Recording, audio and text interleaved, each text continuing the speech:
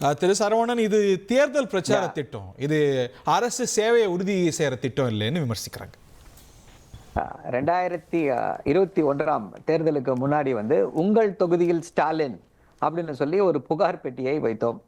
இந்த புகார் பெட்டியில நீங்க கொடுக்கப்படக்கூடிய அந்த புகார்களுக்கு 100 நாட்களுக்குள்ள தீர்வுகள் கொடுக்கப்படும் அப்படின்னு சொல்லி எல்லா ஊர்லயும் அதை கலெக்ட் பண்ணோம். ஆட்சிக்கு வந்தவுடன் அது உங்கள் தொகுதியில் முதல்வர் என அந்த திட்டம் மாற்றப்பட்டது. அந்த உங்கள் தொகுதியில் முதல்வர் திட்டம் அதோட நீட்சி என்னன்னு பாத்தீங்கன்னா 4,57,645 புகார்கள் பெறப்பட்டது. 100 நாட்களுக்குள்ள 2,29,216 மனுக்களுக்கு தீர்வு கொடுக்கப்பட்டது. அப்புறம் அதன் பின்னர் அவர்கள் என்னென்ன இது இருக்கோ எல்லாத்துக்கும் சொல்லக்கூடிய குற்றச்சாட்டுகள், சொல்லக்கூடிய புகார்கள் எல்லாத்துக்குமே தீர்வு காணப்பட்டது. அதன் பின்னர் 2021 முதல்வரின் முகவரித்துறை அப்படின்னு சொல்லி ஒரு திட்டம் தொடங்கப்பட்டு அதன் மூலமாக மக்களுடைய புகார்கள் வாங்கப்பட்டு என்னென்ன புகார்களோ அதற்கான தீர்வுகள் கொடுக்கப்பட்டே வந்தது. அதே போல திருப்பி 2023 கள ஆய்வில் முதல்வர் அப்படின்ற அந்த ஒரு திட்டம் கொடுக்கப்பட்டது. இதுல என்ன ஒரு சிறப்பம்சம் அப்படின்னா, இந்த திட்டங்களுக்கெல்லாம் தனியாக ஒரு துறையை உருவாக்கி அதற்கு ஒரு IAS அதிகாரியை போட்டு மக்களுடைய குறைகளை உடனடியாக களைய வேண்டும் என்ற நோக்கிலே செயல்பட்டு கொண்டிருக்கிறோம். இப்போ அதே மாதிரி மக்களுடன் முதல்வர் திட்டமும் தொடங்கப்பட்டது. அதன் நீட்சி தான் இப்போ இருக்கக்கூடிய இந்த திட்டம். இந்த திட்டத்தினால என்னன்னா, மக்கள் கிட்ட இவர்கள் நெருங்கி கொண்டே இருக்கிறார்களே, தொடர்ந்து மக்களிடையே இருக்கிறார்களே என்ற அச்சம் தான் இவர்களுக்கு காரணம். இப்போ திரு எடப்பாடி பழனிசாமி இதுக்கு போறாரா, டூர் போறாரா, அதை கண்டு அச்சம் அப்படின்னு சொல்லி சொல்றாங்க. ஐயா, அவர் இது மாதிரிதான் டூர் போனோம். அவர் பேசுவது போல தினமும் பேசிக்கொண்டே இருக்க வேண்டும். கோயில் பணத்தை எதுக்கு எடுத்து கல்லூரி கட்டுறேன்னு சொல்லி டெய்லி பேசட்டும். அவர் பேச வேண்டும் என்றுதான் நாங்கள் விரும்புகிறோம்.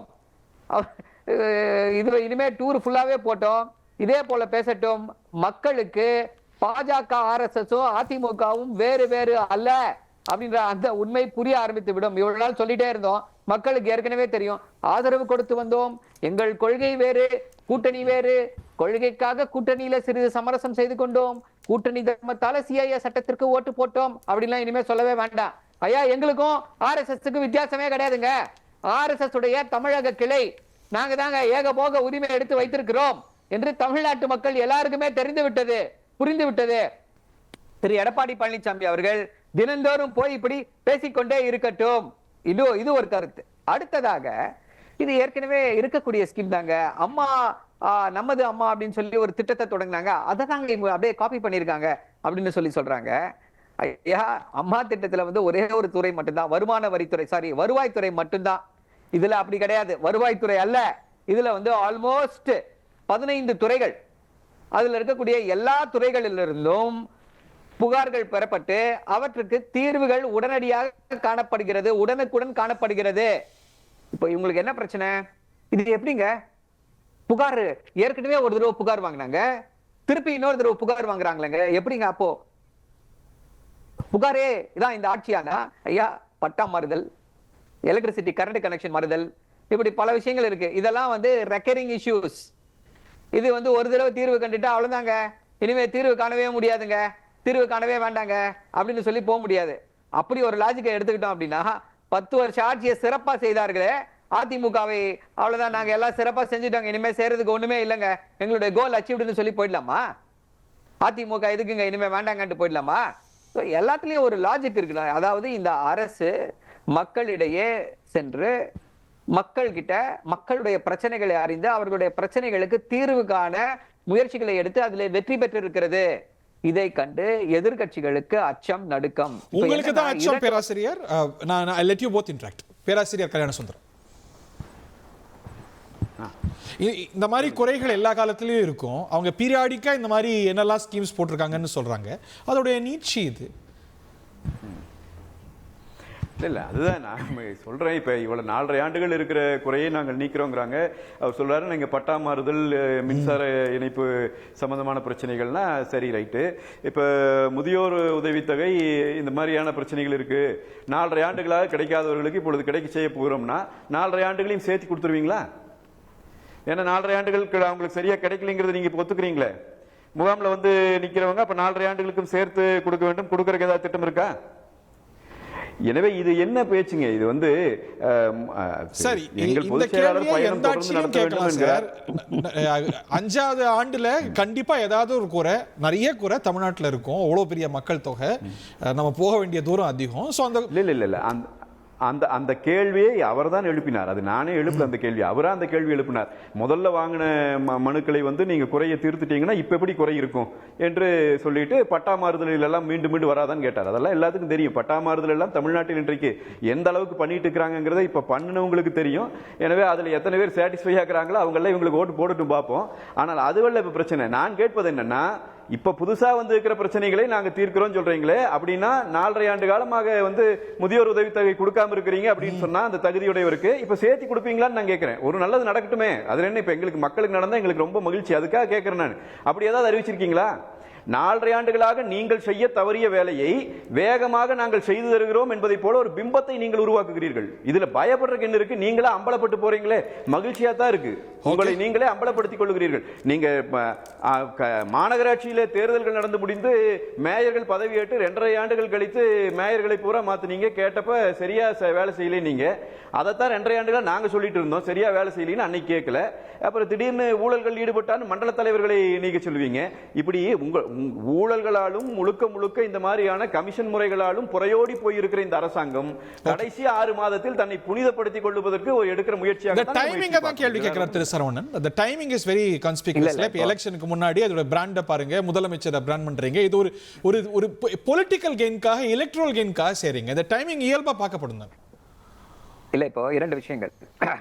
ஒண்ணு என்னன்னா, இதே கருத்து தான், இதே கதையை தான் வந்து 2019 இருந்து சொல்லிட்டு இருந்தாங்க. மிட்டாய் கொடுத்து ஏமாற்றி விட்டார்கள், மிட்டாய் கொடுத்து ஏமாத்தி விட்டார்கள், பொய்யான வாக்குறுதிகளை கொடுத்து ஏமாத்திட்டாங்க அப்படின்னு சொல்லி 2019 சொன்னாங்க. 2021 தேர்தலில் வெற்றி பெற்றோம், மீண்டும் அதே தான் சொன்னாங்க. 3 வருடங்கள்ல உங்களுடைய ஆட்சியிலே மக்கள் கொதித்து போயிருக்கிறார்கள், மக்கள் இங்கே வந்து வேதனைப்பட்டு கொண்டிருக்கிறார்கள், அது எல்லாம் தேர்தலில் தெரியும் அப்படின்னாங்க. 2024 தேர்தலில் பாத்தீங்க அப்படின்னா அதை விட மிகப்பெரிய வெற்றி. அந்த 3 ஆண்டு ஆட்சிக்கு 2024 வெற்றி தான் சாட்சி. அந்த 2024 வெற்றி பெற்று 10 மாதங்கள் கூட ஆயில, ஒரு வருடம் ஆயிருக்கு இப்பதான் சரியா. சோ இப்படிப்பட்ட சூழ்நிலையில 2009 ஜெயிச்சு 11 நீங்க தோக்கலையா? அதெல்லாம் நடக்கலையா தமிழ்நாட்டுல? இல்ல. இப்போ என்னன்னா, இவர்களுடைய நோக்கம், அதாவது 2009 பெற்ற வெற்றி எப்படிப்பட்ட வெற்றி, 2024 பெற்ற வெற்றி எப்படிப்பட்ட வெற்றின்னு ஹரிக்கு தெரியும், நல்லா தெரியும். 2021 இப்படி ஒரு அபரிதமான வெற்றியை, 2009 இப்படிப்பட்ட ஒரு அபரிதமான வெற்றியை பெறவில்லை. 2024 ஸ்வீப் 40க்கு 40, 200க்கும் மேற்பட்ட தொகுதிகள், சட்டமன்ற தொகுதிகள் மாத்தி சொல்றேன். தான் முன்னிலை. 2014 ஜெயலலிதா ஸ்வீப், 16ல தென்னரித்தன ஆட்சிக்கு வந்தாங்க. உங்களுக்கு 1% வித்தியாசம். அதாவது என்னன்னா, நம்முடைய ஒரே விஷயம் என்ன அப்படின்னா, ஒரே கேள்வி என்னவாக இருக்கிறது, இல்ல ஒரே இதுல இருந்து இருக்கக்கூடிய ஒரு இது என்னவா இருக்கு அப்படின்னா, எப்படி இவர்கள் வந்து தொடர்ந்து இதே கருத்தை வலியுறுத்தி கொண்டே வருகிறார்கள். இவங்களுக்கு வேற எதுவும் சொல்லல. இவர்களால வந்து நாங்கள் வந்து இதை சாதித்தோம், இவர்கள் இதை சாதிக்கவில்லை அப்படின்லாம் சொல்லி ஒன்னும் சொல்ல முடியல. 10 ஆண்டு கால அவல ஆட்சி, மக்கள் 2த்தையும் எடை போடுறாங்க. 10 ஆண்டு காலம் இப்படி ஒரு ஆட்சி நடந்துச்சு, இப்போ என்ன ஒரு ஆட்சி நடந்து கொண்டிருக்கிறது, எப்படிப்பட்ட சிறப்பான திட்டங்கள் மக்களுக்கு வந்து சேர்ந்து கொண்டிருக்கிறது. ஐயா, இன்னைக்கு வந்து 9.69% தமிழ்நாட்டுடைய பொருளாதார வளர்ச்சி, ஜிடிபி growth, இது வந்து இந்தியாவிலேயே எந்த மாநிலமும் செயல்படுத்த முடியாத ஒரு மிகப்பெரிய வெற்றி. இந்தியாவுடைய ஜிடிபி growth 6.6% தான். இந்தியாவை விஞ்சக்கூடிய இந்தியாவுடைய அந்த வளர்ச்சி, இந்தியாவின் வளர்ச்சியை விட தமிழ்நாட்டுடைய வளர்ச்சி மிக அதிகமாக இருக்கிறது. நேஷனல் ஆவரேஜை விட எல்லா காலத்திலும் தமிழ்நாட்டோட வளர்ச்சி அதிகமாக தானே இருந்திருக்கு.